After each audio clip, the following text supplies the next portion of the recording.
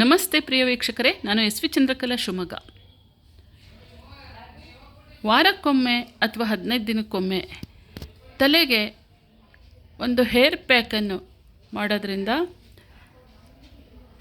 ತಲೆಗೆ ಸ್ನಾನವಾದ ನಂತರ ಎಷ್ಟು ಆಹ್ಲಾದವನ್ನುಂಟು ಮಾಡುತ್ತೆ ಅಂದರೆ, ಈ ಹೇರ್ ಪ್ಯಾಕಿಗೆ ಏನೇನೆಲ್ಲ ಹಾಕಬೇಕು ಅಂತ ನೋಡಿ. ಮೆಹಂದಿ ಪುಡಿ, ನೆಲ್ಲಿಕಾಯಿ ಪುಡಿ, ಭೃಂಗರಾಜ ಪುಡಿ, ಹೈಬಿಸ್ಕಸ್ ದಾಸವಾಳ ಪುಡಿ, ಹಾಗೆ ಸೀಗೆ ಪುಡಿ.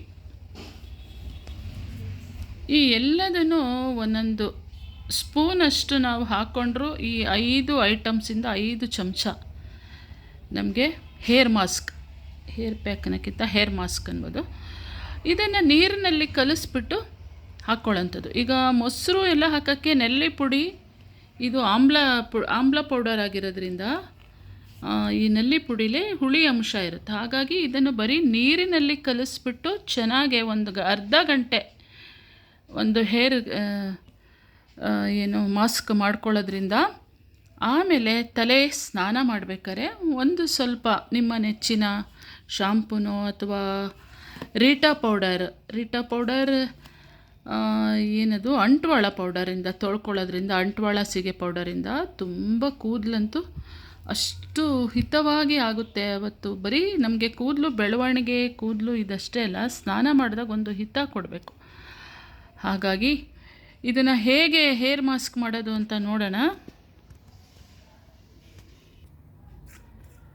ಈ ಥರ ಈ ಎಲ್ಲ ಪೌಡರ್ಗಳನ್ನು ಕಲಿಸ್ಕೊಳ್ಳೋಕ್ಕೆ ಒಂದು ಬೌಲ್ ಇಟ್ಕೋಬೇಕು. ಹಾಗೆ ಒಂದು ಕಪ್ಪಲ್ಲೇ ಇಷ್ಟು ನೀರು ಇಟ್ಕೋಬೇಕು, ಎಷ್ಟು ಬೇಕೋ ಅಷ್ಟು ಹಾಕೋಕ್ಕೆ.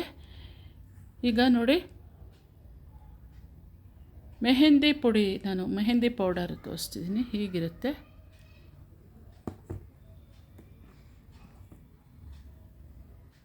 ಒಂದು ಸ್ಪೂನು ಮೆಹಂದಿ ಪೌಡರು,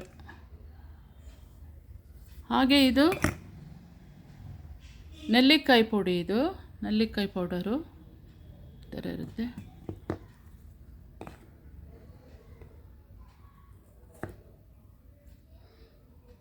ಒಂದು ಸ್ಪೂನು ನೆಲ್ಲಿ ಪೌಡರು,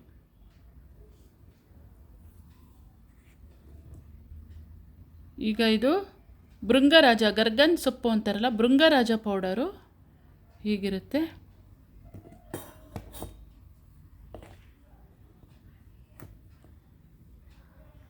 ಒಂದು ಸ್ಪೂನು ಭೃಂಗರಾಜ ಪೌಡರು,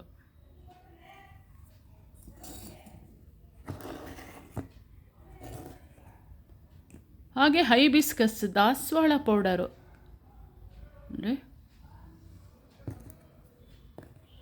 ಇದು ಕೆಂಪು ದಾಸವಾಳದಿಂದ ಪುಡಿ ಮಾಡಿರ್ತಾರೆ. ಒಂದು ಸ್ಪೂನು ಹೈಬಿಸ್ಕಸ್ ಪೌಡರು,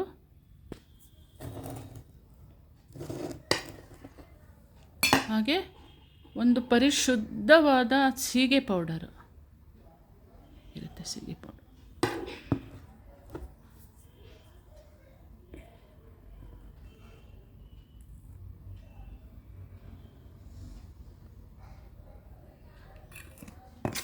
ಈಗ ಇದು ನಾವೆಲ್ಲ ಹಚ್ಕೊಳ್ಳೋದು, ನಮಗೇನು ಕೂದಲೆಲ್ಲ ತುಂಬ ಉದ್ದ ಆಗಿಲ್ಲ, ಒಂದೊಂದು ಸ್ಪೂನ್ ಸಾಕು. ಉದ್ದ ಕೂದಲಿರೋರು, ಮೀಡಿಯಮ್ ಸೈಜು ಉದ್ದ ಕೂದಲಿರೋರು ಇದಕ್ಕೆ 2ರಷ್ಟು ಹಾಕ್ಕೊಬೇಕಾಗುತ್ತೆ. ನಮಗೆ ಇದೇ ಸಾಕು, ಇದು ಬೇಕಾದಷ್ಟು ಆಗುತ್ತೆ. 2 ಸ್ಪೂನು 3 ಸ್ಪೂನು ಹೀಗೆ ಹಾಕ್ಕೊಂಬಿಟ್ಟು ಇದಕ್ಕೆ ಸ್ವಲ್ಪನೇ ನೀರು ಹಾಕ್ಕೊಂಡು, ತುಂಬ ತೆಳುಗೂ ಅಲ್ಲ ತುಂಬ ದಪ್ಪನೂ ಅಲ್ಲ, ಆ ರೀತಿಯಲ್ಲಿ ಇದನ್ನು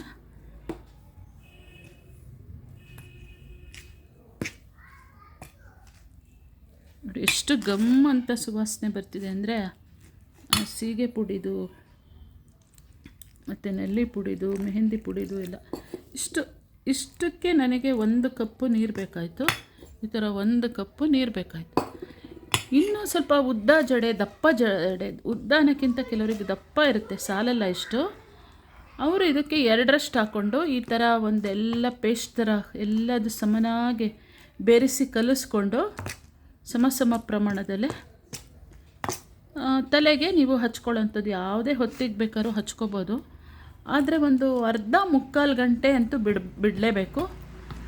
ಮತ್ತು ಇನ್ನೂ ಚೆನ್ನಾಗಿರಲಿ ಅಂತ ಇಡೀ ಅರ್ಧ ದಿನಗಟ್ಟಲೆ ಬಿಡಬಾರ್ದು. ಇದು ತುಂಬ ಅರ್ಧ ದಿನಗಟ್ಟಲೆ 3-4 ತಾಸು ಎಲ್ಲ ಬಿಟ್ಟಾಗ ತಲೆ ಹಿಡ್ಕೊಳ್ಳೋಂಥದ್ದು ಇರುತ್ತೆ. ಯಾಕಂದರೆ ಯಾವುದೇ ಪೌಡರ್ ಆಗಿರ್ಬೋದು ನಾವು ತಣ್ಣೀರಲ್ಲೆಲ್ಲ ಕಲಸಿರ್ತೀವಲ್ವ, ಹಾಗಾಗಿ ಅರ್ಧ ಮುಕ್ಕಾಲು ಗಂಟೆ ಮಾಡಿದ್ರೆ ಬೇಕಾದಷ್ಟಾಯಿತು.